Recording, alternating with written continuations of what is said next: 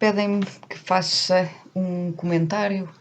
a esta edição do Pacta e especificamente a este tema tão em voga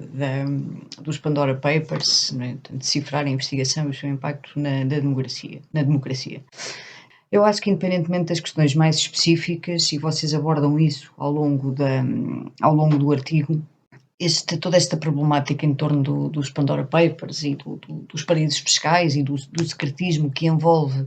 tudo o que tem a ver com liberdade de circulação de capitais e a capacidade ou não de tributar esses movimentos, levanta aqui uma questão muito, muito preocupante, que é, mais uma vez, a diferenciação no tratamento dos vários agentes económicos, dos vários contribuintes, dos vários cidadãos. Não é? Porquê? Porque isto, quanto a mim, e puxando aqui para uma questão mais técnica,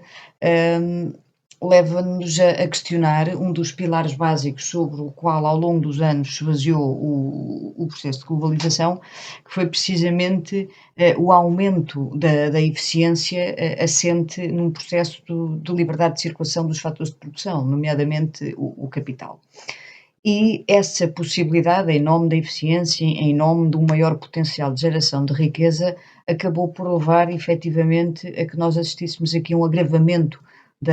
das disparidades na distribuição do rendimento, nomeadamente entre os detentores do fator capital e os detentores do fator trabalho. Mas, portanto, esses agentes acabam por tirar proveito e com este tipo de ações acabam por escapar às suas obrigações fiscais, acabam por escapar ao financiamento, à sua parte no financiamento dos bens públicos que servem à sociedade e, inevitavelmente, acabam por entregar esses ónus de financiamento aos agentes menos móveis, aos agentes com menor capacidade de ter acesso a este tipo de procedimentos e que acabam também, maioritariamente, por suportar esses encargos de forma desproporcional, por serem eles a financiar os bens públicos, agravando ainda mais as disparidades na distribuição do rendimento. E, portanto, eu penso que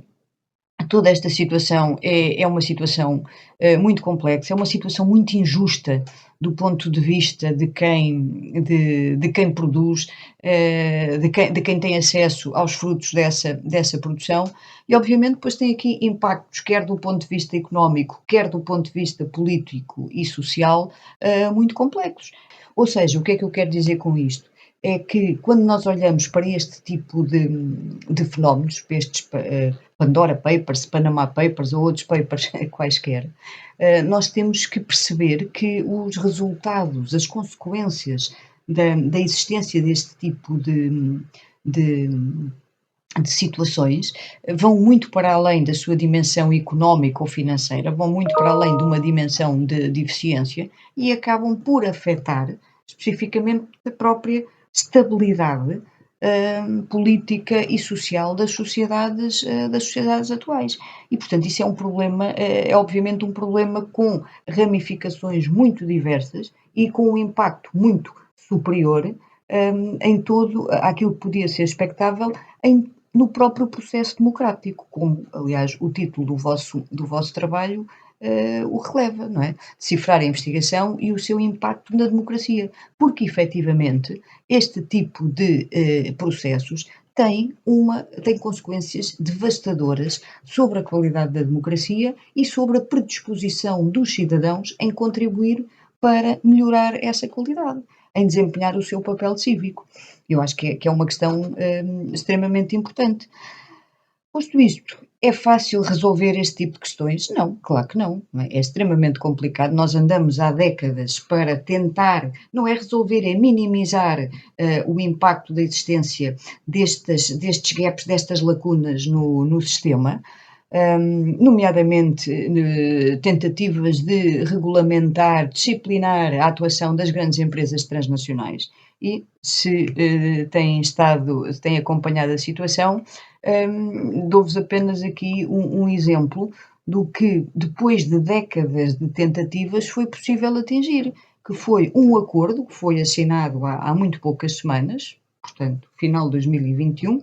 um acordo que foi assinado há muito poucas semanas entre os países da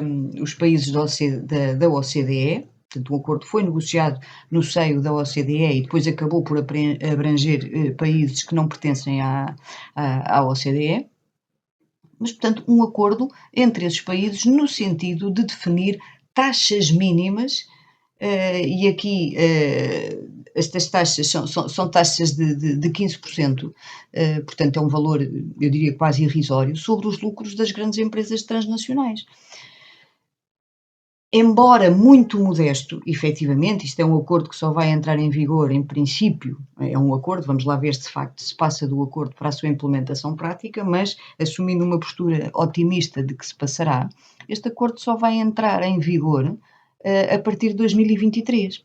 E reparem, aquilo que está aqui em causa não é sequer taxar da forma mais justa os lucros dessas empresas, é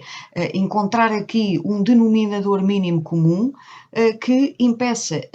essas empresas de tirar proveito das diferenças de legislação e de tributação entre os vários Estados, aquilo que até hoje sempre constituiu uma parte fundamental dos seus lucros. E, obviamente, aqui o papel dos paraísos fiscais é extremamente importante. Em síntese, se não conseguirmos, e o não conseguirmos é a sociedade no seu conjunto, os agentes económicos, os agentes políticos, os contribuintes, os grupos de interesse, as organizações não governamentais, enfim, todos nós, se não conseguirmos chegar a acordo em definir padrões mínimos de comportamento, padrões mínimos de regulamentação, que impeçam os agentes de tirar proveito destas lacunas no sistema, então, claramente, as consequências serão devastadoras, não só, como dizia há pouco, do ponto de vista económico e financeiro, mas principalmente do ponto de vista da construção da democracia.